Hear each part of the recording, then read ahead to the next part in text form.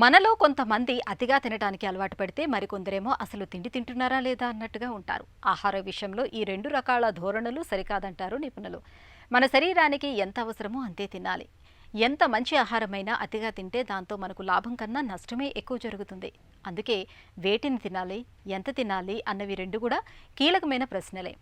ఆహార పదార్థాల ఎంపిక దగ్గర నుంచి పరిమాణము వరకు ఏవేవి ఎంత ఉండాలన్న అంశాలపై మనం కొద్దిగా బుర్ర పెట్టాల్సి ఉంటుంది.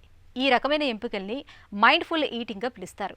శరీరానికి మనసుకు ఎంతగానో మేలు చేసే మైండ్ఫుల్ ఈటింగ్ గురించిన పూర్తి వివరాలని ఇప్పుడు తెలుసుకుందాం. ఇప్పుడు మైండ్ఫుల్ అంటే జాగ్రత్త. కొంతమంది ఏం తింటున్నాను అని పొద్దున్నుంచి సాయంకాలం ఇది తిన్నాం, ఇది తినచ్చా, ఇంత తినాలా, ఇంత తక్కువదని ఆలోచించుకుంటూ తింటారు. రెండోది ఏంటంటే కొంతమంది ఏదుంటే అది తినేద్దాం, లెట్ ఇట్ గో అన్నట్లు కొంతమంది ఉంటారు. ఈ అన్ని రకాలను మైండ్ఫుల్ ఈటింగ్లో వస్తాయి. ఇందులో ఎన్నో రకాల డైట్స్ యాడ్ అవుతూ ఉన్నాయి. యాస్కిన్ అని, డాష్ అని, మెడిటేరియన్ అని రకరకాల డైట్స్ ఫాలో అవుతారు. కానీ టైమింగ్స్ మార్చుకుంటూ ఉంటారు. 300 గ్రాములు గింజ ధాన్యాలు తినాలంటే మైండ్ఫుల్ ఈటింగ్ ఏంటి, ఆ 300 కాదు 150 తింటాం.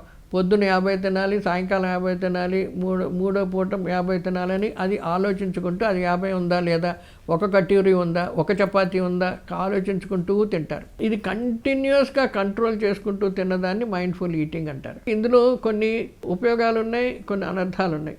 ముఖ్యంగా ఎక్కువ కాన్సన్ట్రేషన్ చేయడం వలన మనకు కావలసిన పోషక పదార్థాలు శరీరానికి లభ్యం కాకపోవచ్చు. ఇప్పుడు కొత్తగా వస్తుంది కొన్ని రకాల కొత్త డైట్, మైండ్ఫుల్ డైట్ అని. అదేం చేస్తారంటే పొద్దున్నేమో కాఫీ తాగుతారు, మళ్ళీ ఇంకేం లేదు. మళ్ళీ మధ్యాహ్నం ఏమో వెజిటబుల్స్ అన్నీ బాయిల్డ్ వెజిటబుల్స్ సాలెడ్లా తింటారు. 4 గంటలకు ఒక కోడిగుడ్డు ఏదో తింటారు. మళ్ళీ రాత్రి మళ్ళీ ఒక కాఫీ తాగుతారు. నార్మల్గా ఏంటంటే ఒక బ్యాలెన్స్డ్ డైట్ ఏ వయసుకి, ఏ చేసే పనికి, శారీరక స్థితిని బట్టి మనం తినవలసిన ఆహారం దాన్ని బ్యాలెన్స్ డైట్ అంటాం. అది జాగ్రత్తగా సంపాదించాలి. దాని ప్రకారంగా మనం వాడుకోవడం చాలా మంచిది. అంతేగాని బరువు పెరిగిపోతాం, వారం రోజుల్లో తగ్గిపోవాలని చెప్పి కొంతమంది అంటే high protein diet తినాలంటారు.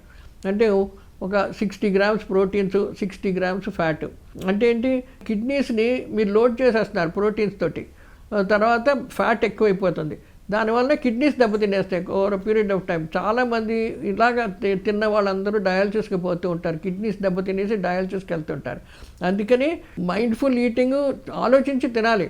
At the same time మన శరీర అవసరాల ప్రకారంగా మనకి ఎంత కావాలో, మన వయసు, మన యొక్క చేసే పని స్థితిని బట్టి, దాన్ని బట్టి మనం విభజించుకుంటూ తినవలసిన అవసరం ఉన్నది.